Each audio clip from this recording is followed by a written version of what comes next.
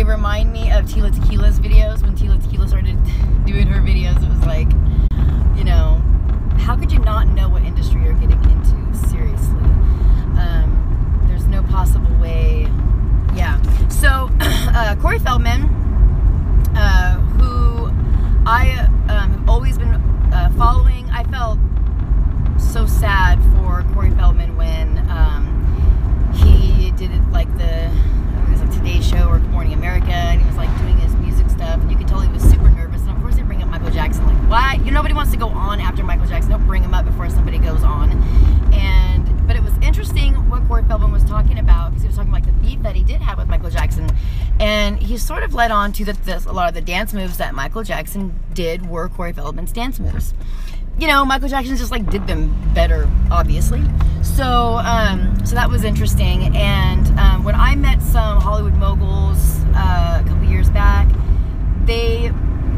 just after meeting them, I had talked to them for very long, and they were telling me about how in Hollywood there was like new out like amongst people that were talking about some really bad stuff they found in like a vault in Michael Jackson's house. And my husband and I are looking at each other because we know that that's bullshit. So why are these people telling this, you know, crap to us? And the more we looked into it, the more we found out that it wasn't true, and that it was actually some footage from the original raid in the 90s, and that it actually sort of proved that Michael Jackson knew who the pedophiles were and couldn't do anything. And also, it's just interesting too when you think of the name Macaulay Culkin is, Culkin. Culkin is KKK. That's the deity of the KKK. It's called Culkin case. So all these types of things are very strange if you put them all together. With Harvey Weinstein, what's going on?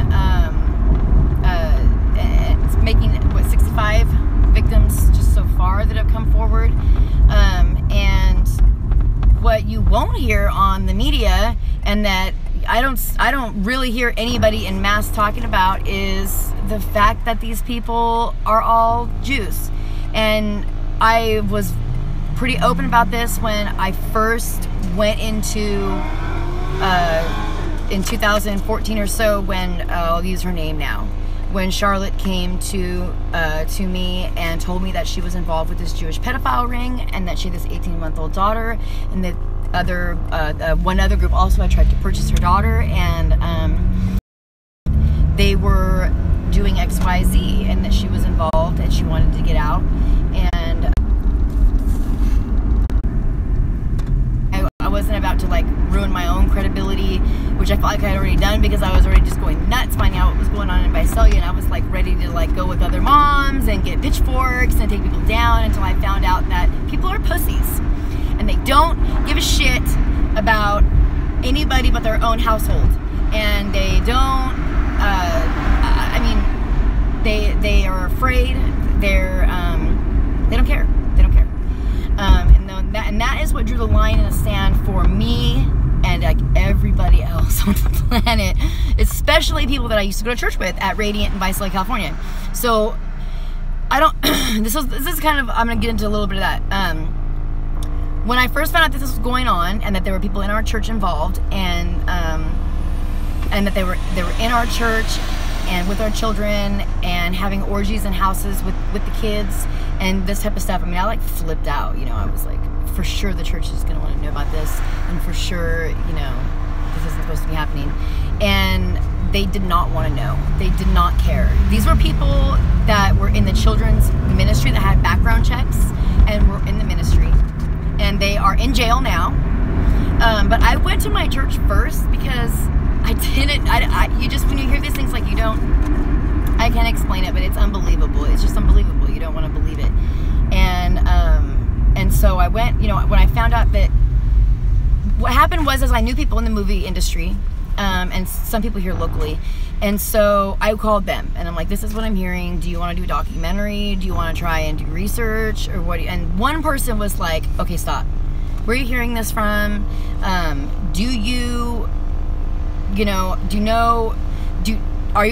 First he asked me if I was doing hallucinogenics, and I was like, no. And he's like, are you taking like ayahuasca? You know, what's happening? And I said, no, this is what's going on. This is what I found out.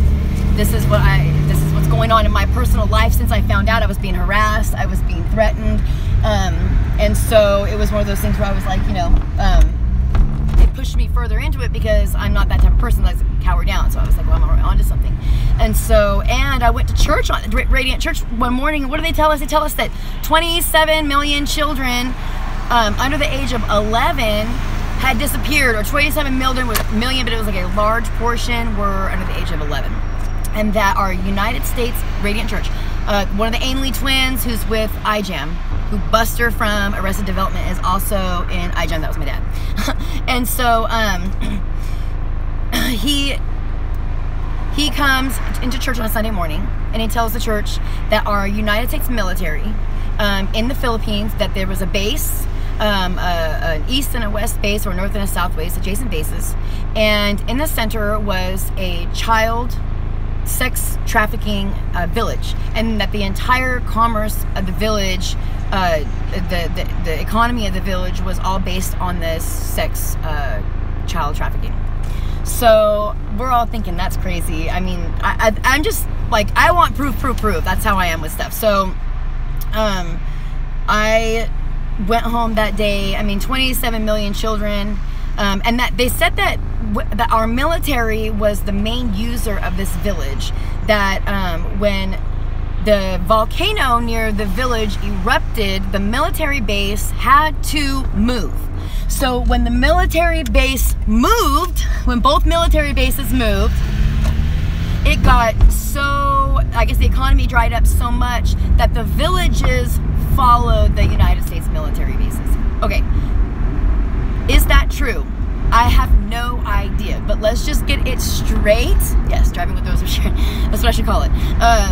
Let's just get it straight that this was said at a very large church in Visalia by someone who is a lawyer, who is part of iJam, who I called iJam and I called Polaris Project. I called all these projects that you would think that you can go to when you need help, and they're really not interested in what is going on here in the United States. They're primarily interested in what is going on in third world countries where they can do something about it. That's sad. And so that was a real kick in the teeth to find out that they weren't, they would only help if it was like some sort of international case. So when I left church that day, I mean, I'm pretty sure that everybody else from Radiant Church just went out to lunch and doused themselves in chips and salsa or whatever, but I went home and prayed on my face. Like, if this is real, God, here I am. You know, I don't know, and at that point I was still believing the whole like Jesus mythos, and I was still fairly, even though I had, because I had all this mentoring by Dr. Jeff King from the 9/11 Truth Movement, who has passed away now. So even though I had like all this mentorship from him, I was still fairly brainwashed by the Christian establishment.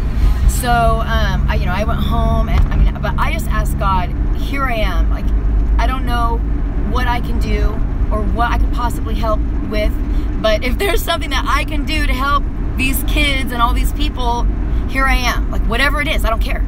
And I was at that point ready to sacrifice pretty much everything for that, because I even, when the police came to my house to get all the proof and the information, all the documents I had, this officer looked at me and he was like, well, I wouldn't lose any sleep and don't, be afraid or anything. And I was like, afraid? I'm not afraid.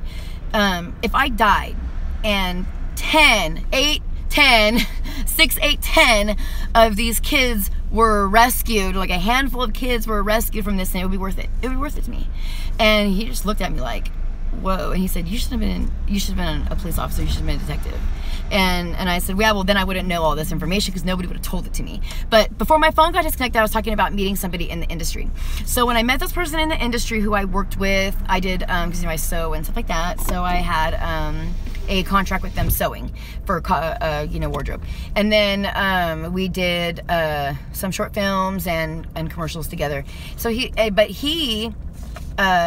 being in the industry, knew a guy that did sound and music and stuff like that, and he had been DJing some of the parties. He had been DJing some of the parties for these elite here in Visalia, Undertown by the golf course and over in the lakes. And And the main thing that caught me was that the girls didn't seem right. Like, you might say, oh, well, what kind of prostitute girl seems right? Well, you know, that's not like what they mean. They didn't seem right for prostitutes or strippers or anything. Like, they weren't right. Like, they were like hypnotized. And so that got me going in a different direction with the monarch mind control. And we've seen these girls like out with these people in town, and they've seen us and known just by the way that we were observing them and talking and stuff that we knew who they were. And so and I found out now that one of the girls that I was hanging out with was a prostitute, so I'm sure I just didn't know. If people know that you're not going to approve of something, they don't tell you, you know. So so I'm guessing that she was somehow wrapped up in it, and either knowing or not knowing. But, so he had told me about, the room, and then somebody else told me about the room, so then I had confirmation that this pink room did exist. And so I, went into it further. That guy, after telling me that he would do the documentary, he said he went to talk to 3 people in LA. He was going to talk to these people in LA and about it, because they had already been asking me for a story about my life, because something happened to me, like getting like catfish on the internet when that was like kind of new. And so yeah, and so he was like gonna talk to those people about it, and then I never heard from him again. This is someone that I worked with closely. He used to come stay at my house regularly. He was friends with my husband. Like, you know, if he was in trouble, needed help with work, I would bail him out. So, and then I just never heard from him again. And so that was weird. And I thought, okay, well, that's they got to him. I really just thought, okay, they got to him. And I think to this day, I think that they did get to him. But I've talked about how I got a lot of this information is really strange, because after the day that I prayed on my face, I just needed to help. I just didn't know what to do. You can't hear that many children are going into human sex slavery and then, and go to Vegas the next weekend, which is one of the things I kept posting on Facebook. I can't believe you guys go to Vegas and you act like everything's okay, and everything's not okay, and you're spending all this money and you're blowing all this money in Vegas, and you could put that money in, but nobody wants to hear that shit, you know what I mean? So it's whatever, you just have to like whatever. But I have been watching, you know, a lot of different clues, and one of the things that I caught very early on was 30 Rock. So I caught it very early on with 30 Rock because the pilots, if you want to find out like any occult stuff, like if shows are plugging occult stuff in, you can check it through the pilot. And the pilot of 30 Rock, they say a bunch of numbers. So I work from home and I listen to 30 Rock, and it's like way too much. Well, I used to, because ever since the Harvey Weinstein came out, they've taken 30 Rock off of Netflix, so you can't watch it anymore. Probably because everybody's popping in to watch one episode only a few times to get a recording of it and then post it to YouTube. It's gonna jack up all their stats, and then they have to pay for people to copyright their stuff. So anyways, I understand why they would take it down. But I used to tell people to watch, because in that pilot, there's just numbers, and I watch it all the time. I listen to it all the time. Then I was like listening to it one day going, how many times are they going to say numbers in this episode? And I just kept hearing it, and there was like large numbers. So I go, okay, I'm going to add them up. And I sat and watched the show several times, many times, and added up, and I wrote down every time they said a number, anything that was like an equation. Anytime they tripled something, minus something, I wrote it down just like an equation. Of course, it came out to 666. And then on one of the episodes in the very beginning, right after when you hear horns and then it goes into the opening scene, all the lights shut off on 30 Rockefeller Center, and it's just a 4 on there. So, I don't know, 4 is, you just have to look it up. 4 is, it's also death. It's phonetically death in a lot of languages. Like if you live in an Asian part of a large city, you cannot get a phone number or address without a 4 in it, because they're all taken. So going into the Corey Feldman, and it's not a popular thing to say that these are Jewish pedophile sex rings. I'm not saying all Jews are pedophiles, but I will say this: these synagogue of Satan Jews, or these fake Jews, or whatever you want to call them, they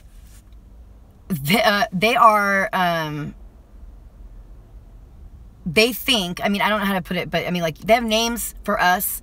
If you're not in that, you're a goyim, or you're the profane. Like, they have names for outsiders. So, and it's not Jews are not like Christians. They're not trying to recruit you. They're already chosen, and you're not. That's the elitism of it, and that also ensures that their family secrets and legacies are kept just that. So, but a lot of people don't want to talk about it. That these are, Jewish pedophile rings. But the people that did this to Charlotte here in Visalia, this was 100% a Jewish pedophile ring. There was nothing else. That's what it was. And the guy that they used in the Hollywood portion of it was, and I haven't come out and said this, because when this first started, cases were opening up. Charlotte was called to testify. She took off because people were calling her a pedophile because she had engaged in sexual acts with a child. And she is not in jail. If she was a pedophile, she'd be in jail. But I'm not saying she's okay. The only reason I've defended her for so long and protected her for so long is because she was supposed to testify, so now she's not testifying. So she has lost all protection and help from me. So, but these were Jewish pedophile rings. And the person who they had connected into this, because they are in cells, just like terrorist organizations. So they have groups, and that's why they're rings. Like, it's not one big ring and everybody's in it. No, they're individual rings. And they would videotape what they would do with their children. They would go on these boats and yachts, and then they would videotape everything, and then they would send it all around to each other and share the CDs. So, or the digital footage of the abuse, which was all collected by the Los Angeles Police Department. So, and actually, the child that was involved, that at the time we were rescuing, we didn't even think that they had been abused yet, and they had. And like I said, like the girl I did the rant video about, it's like people will call and say, I want to talk to me about it, or want information, but they don't want to help. They don't want to fucking help. They just want to know what it is, because it's their next juicy morsel of like traumatic, terrible entertainment. And I was starting to get volatile with people in my life where I was like, don't fucking call me and ask me to talk about this. I don't need to talk. You're not a therapist. I need a therapist. Like, you're not a therapist, and you're not qualified to talk to me about this. And you're calling me because you want to hear it's entertaining to you. Why are children being abused? Why is it so entertaining? And that's like one of the real questions is, why are people so thoroughly entertained by something like this? And they don't want to help. They don't want to lift a finger to help. They don't want to, anything. People could just repost, stop liking shit, repost it, like Tina Fey says, at son of a bitch, Twitter, stop hiding and being afraid because you're afraid of what people will think, or people might unfriend you on Facebook or unfollow you or whatever it is. Why do you want those people following you anyways? Why do you want to be involved with those people anyways? So, but that's kind of what was going on with me. I was getting pretty nasty to a lot of people in my life because, it took like 2 or 3 years for it to all come to fruition. And in the first year that I was going through this, uncovering it, having to learn, having to do the research, having to read that gigantic book on Hollywood pedophilia and mind control, which was disgusting to have to read and traumatizing to have to read it. Other than my own life events, I have not been personally prepared like a social worker to do this kind of work. So, it was horrific for me to have to go through this and the disbelief. There's just so much disbelief, I can't tell you.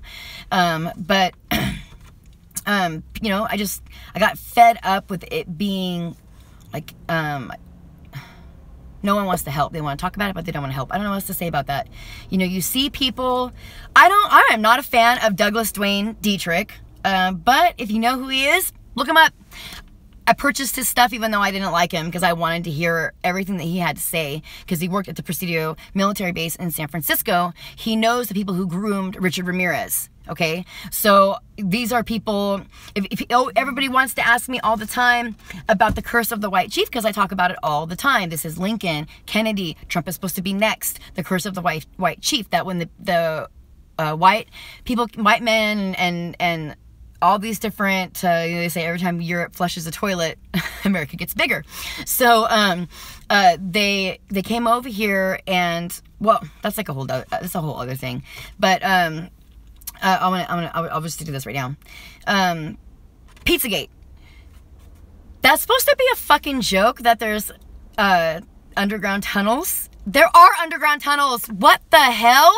I mean, that's I couldn't believe that when they're like laughing that there's supposed to be these underground tunnels. Laughing. There's people have videos of birthday parties that took place in Comet Pizza, and the pedophilic artwork is on the fucking wall. So, 2017. I did a video in 2013 that 2017 would be the year that all of this stuff comes out. That this would be the year of the mass ascension wave of the divine feminine, where women and men would stand up for this cause. Everything that I've done for YouTube, for everything, was from that day on my face when I prayed and asked God, I don't know what's going on, but like if I'm supposed to help with this, if I can help, I couldn't get it out of my head. How am I supposed to go on with my daily life? And then the church never talked about it again. And they had a fundraising event for it, and that was it for him. Yeah. So I don't know. That's crazy. Like, lawyers need fundraising events. I'm pretty sure they pay him well. Tina Fey has pretty much been like the only person to say something about all this stuff. She's said it over and over and over and over again. I even said that Tracy Morgan says he's going to fucking die on the Jersey Turnpike. Okay? He said that before it happened. He yells 4. He's not golfing. And then he says about getting in a car accident on the Jersey Turnpike. Why? Why do certain people in these communities know when certain actors and things are going to be sacrificed or offered up? Like, Harvey Weinstein's not the root of this problem. Harvey Weinstein is being offered up by someone bigger than him, by someone ahead, like higher than he is. His sacrifice is protecting a really nasty person. And I would guess that Corey Feldman has access to that information, and that we're gonna probably learn what it is. And like Corey Haim's mom talking shit about Corey Feldman doing, come on, and then they're like, they interview him on the news like they did Tila Tequila. They interviewed him on the news like, okay, well, they have to do something. They have to address it. They can't fully sweep it under the rug because then it's like an omission. So they have to do something. And so they bring him on, and they kind of throw in his face, well, there are film students who produce films all the time for free, and they don't need, $10 million. Are you fucking kidding me? He's not a film student.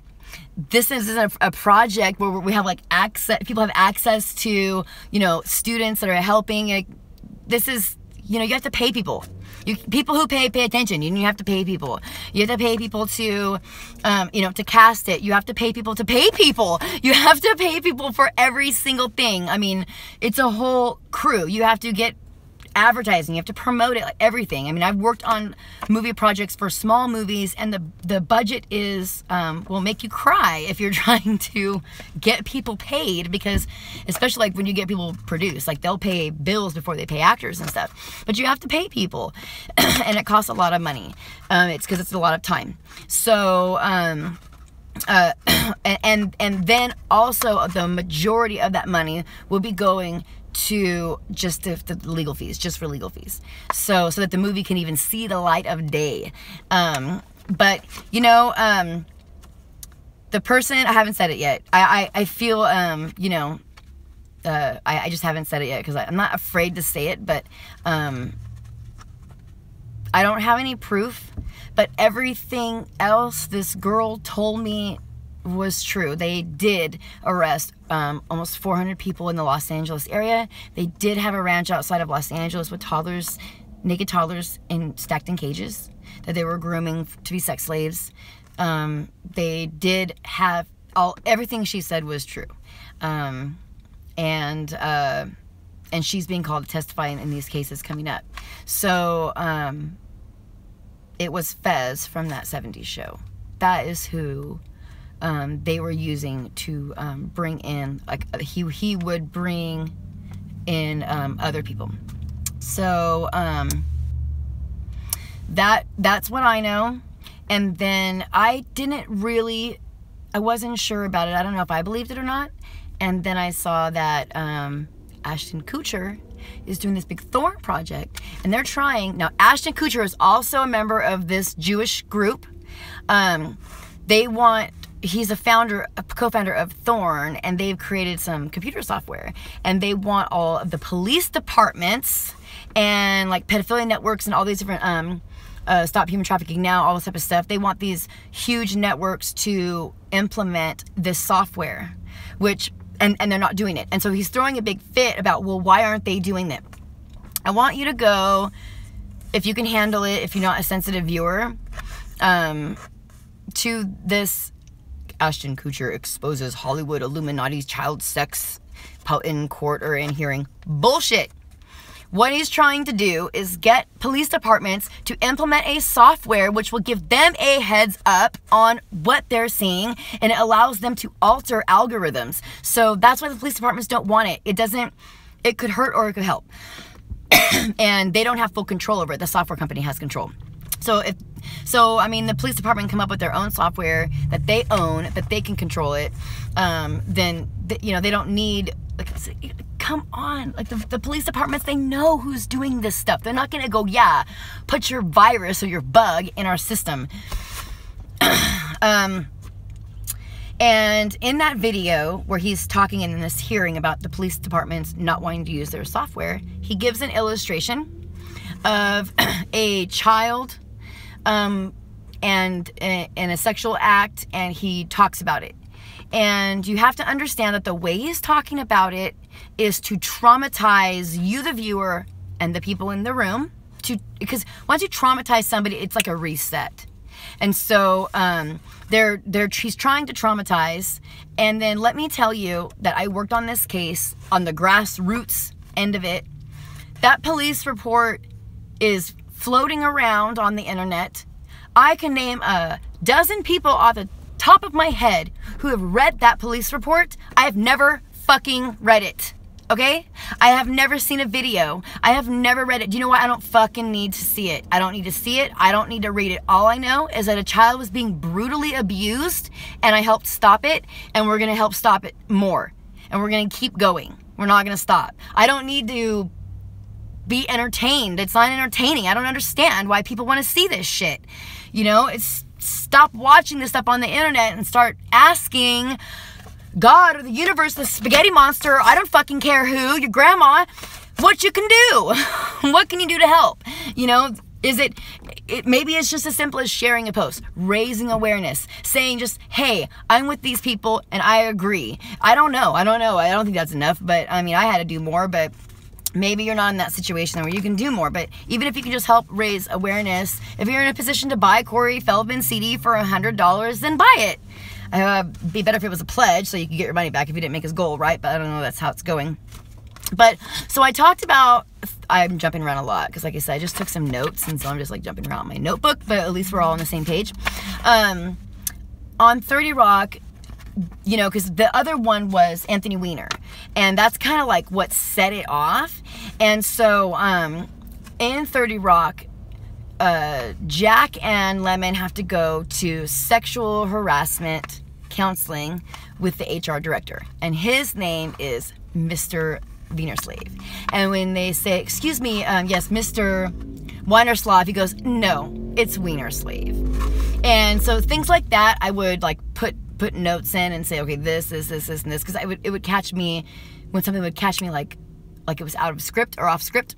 So, if you go on YouTube and search like Hollywood elite parties, the most, and find there's a video, it's like, I'll try to link it up, and it talks about like the most elite Hollywood parties. Like people are coming on saying that Katy Perry's, mind control, hypnotized. No, that's not fucking true. And if you knew anything about the occult and you knew how to decode stuff, you would be able to know that in the new video where they're eating her and she's a sushi and then she breaks away and she shaves her, she cuts her hair, all this stuff, that she's talking about one of these Hollywood elite clubs where they're able to do crazy things in private without any repercussions. And so she's actually showing you what's going on, like what she's kind of moving away from.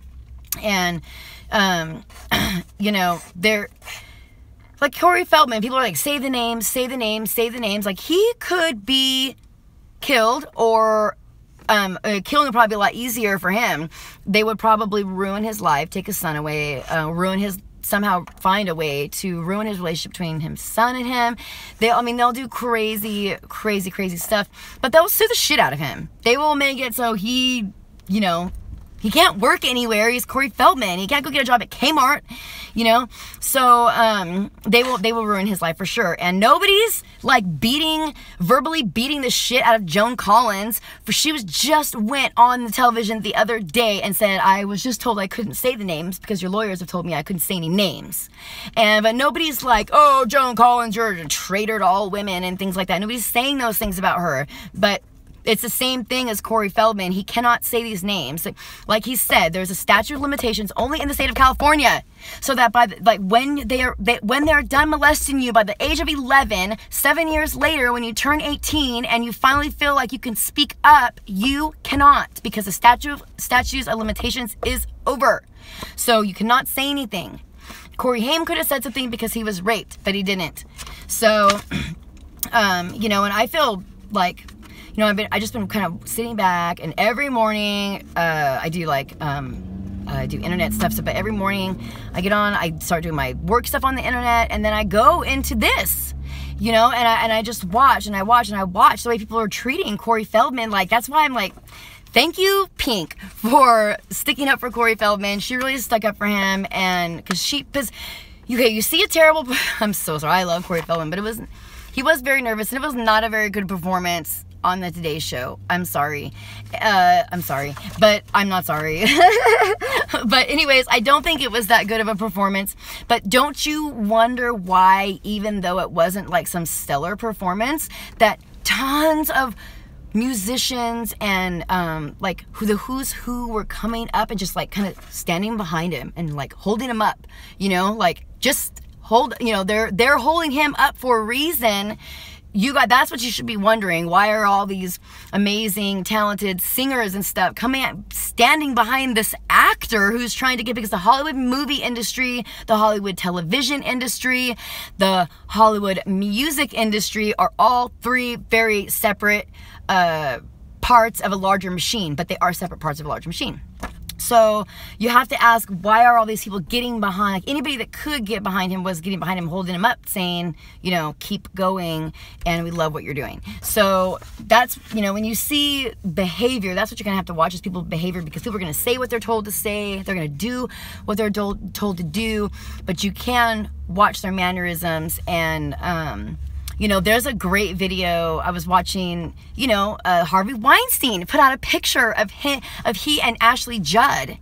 You know, like, he grabbed her and was holding her hand. He's like, see, we were friends. I tried to set her up with my brother, you know, like, that's supposed to be nicer anyways. But, you know, there's a great video of me that I posted where, I'm doing an encore with my band and the band that I was in. And, you know, I'm smiling, I'm having a good time. Everybody comments on, God, you really look like you're having a good time. Like, you're smiling so much. You're having such an awesome time.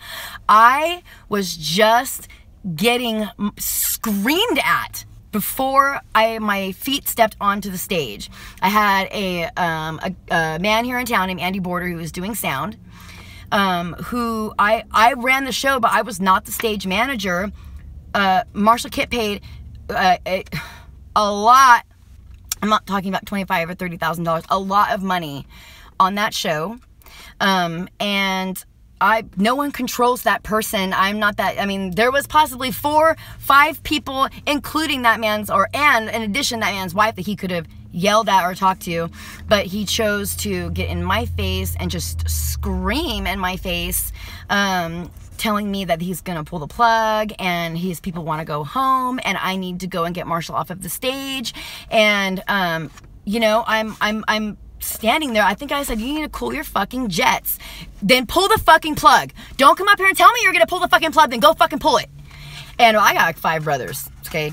So and I looked at my bodyguard, and he came in and kind of pushed him away and then got in between us. And I just looked at him and said, don't fucking let him do that to me again, because I'm getting ready to go on stage. I'm the talent walking out, you don't get in my face and scream at me before I'm going on stage about what some other guy, there's possibly 10 men in between you and I. Why don't you go scream at one of them? We're standing a foot away from the stage manager and the sound guy, the other sound people, the stage people, light people, whatever. So it was like one of those situations. And, you know, you look at the video, I'm perfectly fucking happy, having a great time on stage. You know, because that is what performers do. We have multiple personalities. Everybody has multiple personalities to some extent. I always say that. You have a personality that comes forth when you're angry. You have a personality that comes forth when you're excited. When you get into different circumstances, you have certain personas that you then engage, you know, or access to then engage with the world around you. So you can't, you know, that's just not natural, you know. But it only becomes a disorder, you know, when the people, when your personalities don't know each other. Like I always say, if the regular Tony and the Tony Lincoln didn't know each other, we would have a fucking problem. So, but that's what you're gonna have to, you can't look at a picture of Harvey Weinstein and Ashley Judd and say, oh yeah, look it, she's a liar because they're standing next to each other and she's holding his hand.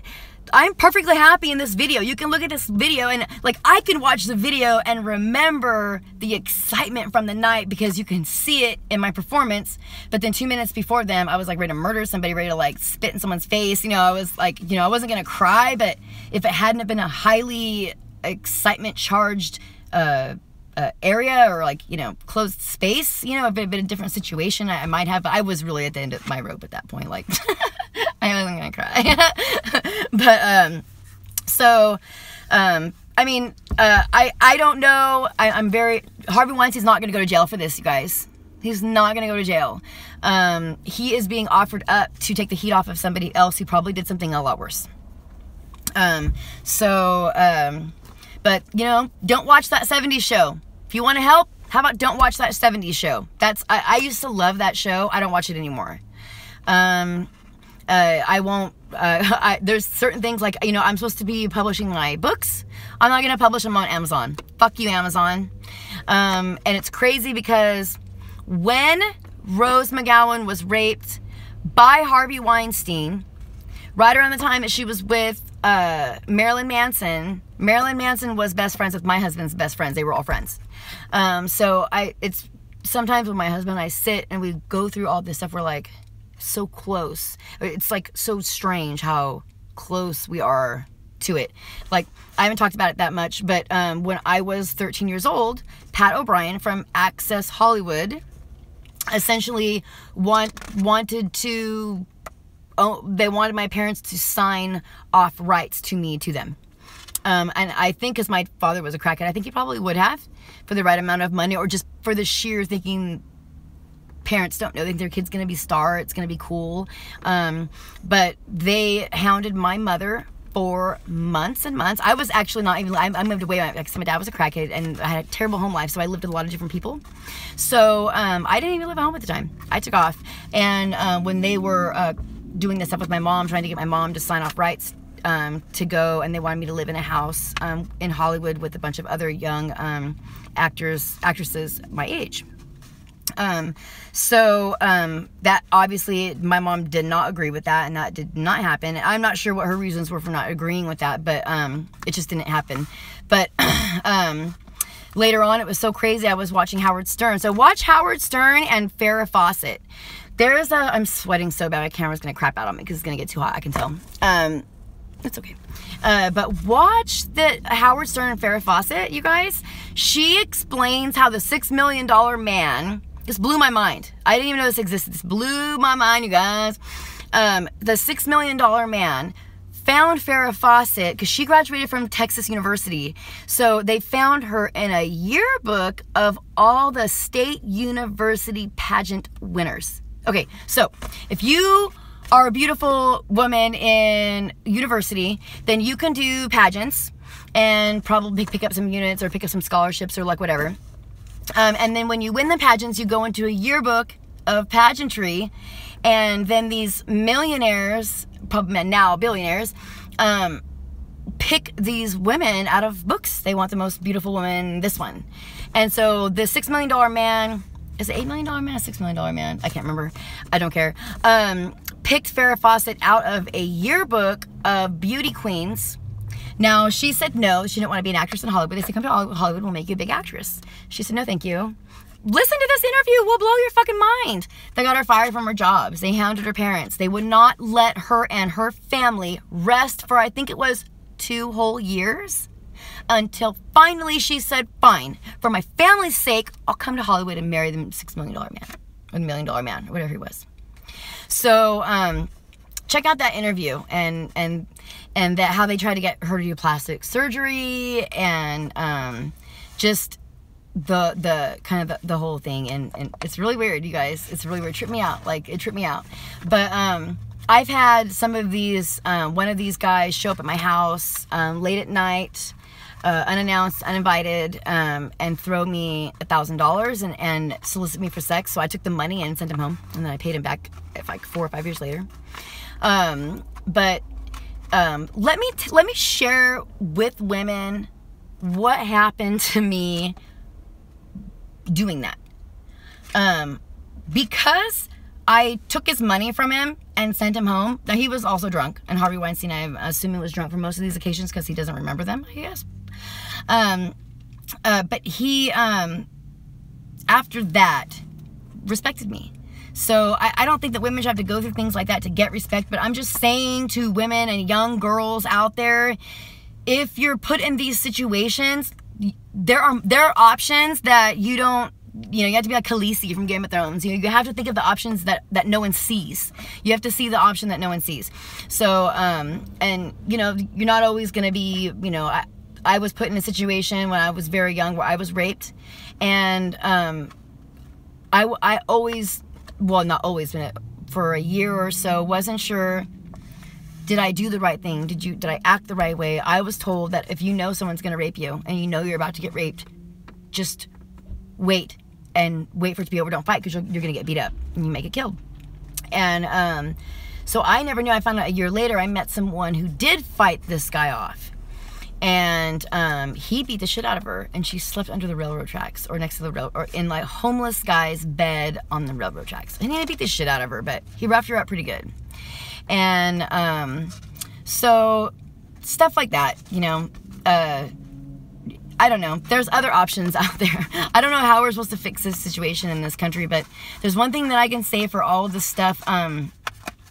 I wanted Donald Trump to become president because I want everyone to see what bullshit this is. I was so excited before the election, and even last year, I was told very early on that he was going to be our next president. And so when I watched people think Hillary was going to be president, I knew that that's, even in people in LA were telling me, I was just like, it's not going to happen. It's just not going to happen. Especially if you keep up with all the Mandela effect, matrix, time dilation, like timeline type of stuff. And if you keep up with that stuff, you can't see the future, or you can't fortune tell, but the patterns are there. And these people, everything they do runs on patterns. And so if you can just identify the pattern, then you know what the equation is. You can guess what's going to be next. So, I want to talk about too, there's all this stuff with, like, you've even heard, I heard Justin Bieber's name come up in all this stuff with different abusive women and stuff like that. And I don't know that that is true, but I just know that when these kids become very, very rich, you just don't know what that's like. My brother was an actor, and, he stayed at the Hollywood Hotel in LA and did the movie thing, and quickly got the hell out of it. He's the only person in the movie that doesn't have a headshot.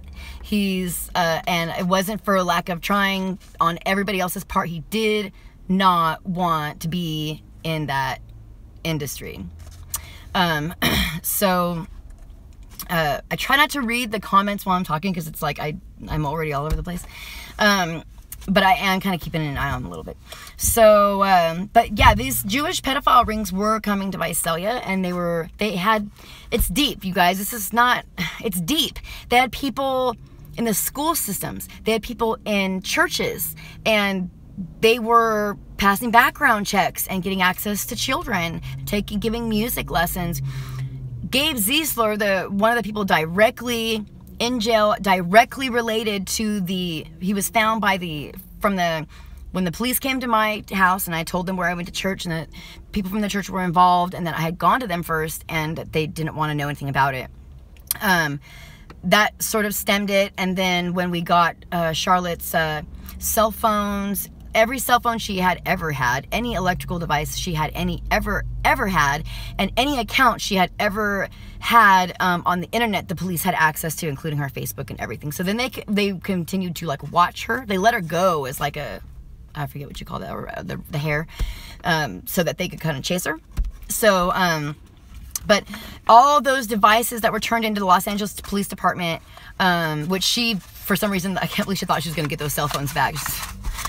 Anyways, all that stuff that was turned into the Los Angeles Police Department led to the arrests in Los Angeles. But first they arrested like the small little people here in Visalia, which was the teacher, several teachers, several people in churches. And then somehow Operation Babyface got wrapped into the middle of all that too. And the Sheriff's Department was involved. And I try to tell them the Sheriff's Department is involved because I had proof. I know the sheriff, not deputy, the sheriff's wife, and I called her because I know her. I called her on the phone. I told her, and she was like, Tony, you tell me the Sheriff's Department's involved? And then she continued to like tell me to keep some fairy light on my fucking shoulder. You guys, I was like this on the phone. Like I'm talking to somebody who I think is rational, and I'm like this.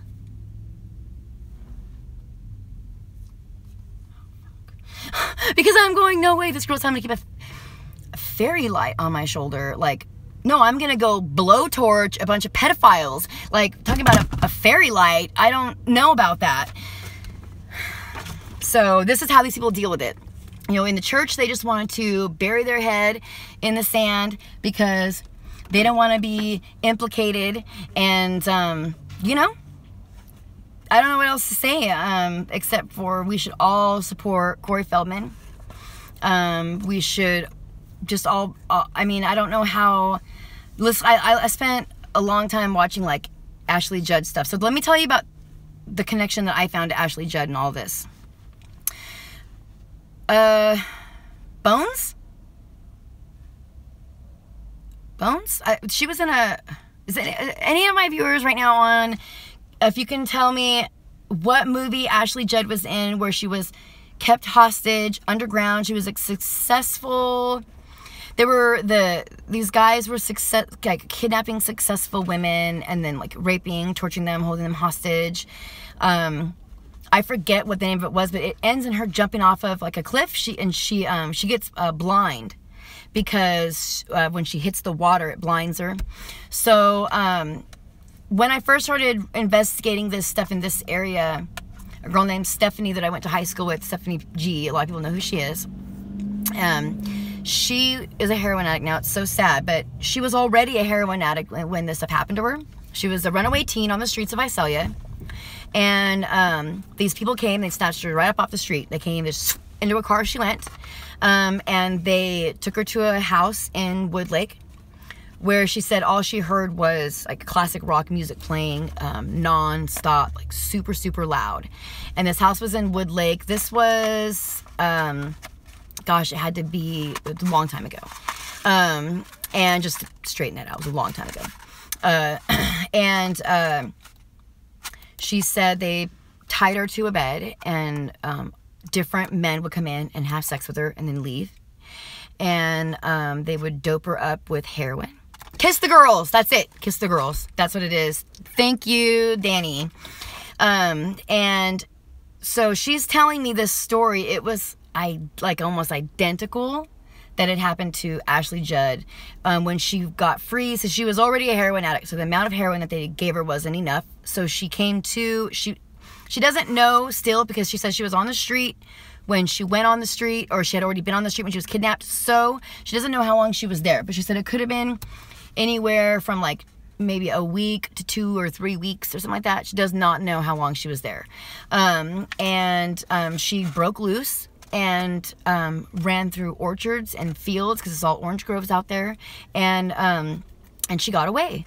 Well, that may seem far-fetched, but go to the history of Visalia and look up the Visalia ransacker, and you'll find the Visalia ransacker being linked to a bunch of dead female bodies being found in orchards, canals around the Woodlake area, Exeter, Woodlake, Visalia area. So you can look into that on your own. It's the original Night Stalker was in Visalia, and before he went, they think the Zodiac Killer was here briefly. So you can look into it yourself. But there are some really strange connections between the Hollywood movies and like the actual accounts of, and then what happens, actual accounts of real victims, and then things that happen to the actresses who play the roles in the movies. Does that make sense? So hypothetically speaking, let's say hypothetically speaking, there's a music producer and they want to do a movie, and the movie is about, you know, this thing that happened that they know about. So we're going to do this movie. Okay, we want this actress to be in this movie. Well, we're going to do this to her. And then we're going to try, and then when we film the movie, we're going to use that experience that she doesn't know that we know about. We're going to use that experience to pull these emotions out of them. Do yourself a solid and go look at the interviews with Harley Quinn from the Batman movies, the Joker movie. And she talks about the director, how they go up to the actors and whisper in their ears, and Jodie Foster talks about this, and they whisper like some heinous shit into their ears. Like, this is what he said. He said that he would go and whisper, the director would go up in your ear and whisper, you go out partying with your friends, and something like this. This is not verbatim. You go partying with your friends, you wake up in a hotel room, naked, on the nightstand is pictures of you engaged in sexual acts with the child. How do you respond? And then action. And the person's face would be like, you know, and those are the reactions that you're seeing these actors make, or the directors doing this stuff to them. So in the interview with Harley Quinn, when they're talking about the stuff that their directors are doing to them, like the traumatic stuff that they're saying to them, she was like, yeah. And then this girl, you have to know, she was like a nobody before Joker. She just drifts the fuck off. She just drifts off. She's like, and she's like, in her mind remembering, I'm positive, she's remembering something that he said to her, and she's being traumatized all over again by what he said to her. So, really crazy. I know a lot of people want to know where I get a lot of information from, and I just think I'm privy to a lot of information because I'm so close to Hollywood, but there's a huge mountain range in between us to where people don't feel like they're close. So people who feel safe enough to talk about things here in this small town. I keep talking about these full circle things. I worked on a Grindhouse movie, and one of the actresses that we used looked exactly like Rose McGowan. That's why we hired her. She looked just like Rose McGowan. So Rose McGowan is one of the first people to come and speak out against Harvey Weinstein when she told the president, or the CEO of Amazon, that she had been raped by Harvey Weinstein, and he didn't do anything about it. Now, I have a picture of that actress later became one of my models for and the face of my business. And now I have a picture of her with Bill Clinton. Like a real picture of the girl that's the face of my business with Bill Clinton on Main Street in downtown Visalia. So, just weird stuff. Like I said, I watched you have to understand too, January 2013 was the beginning of something.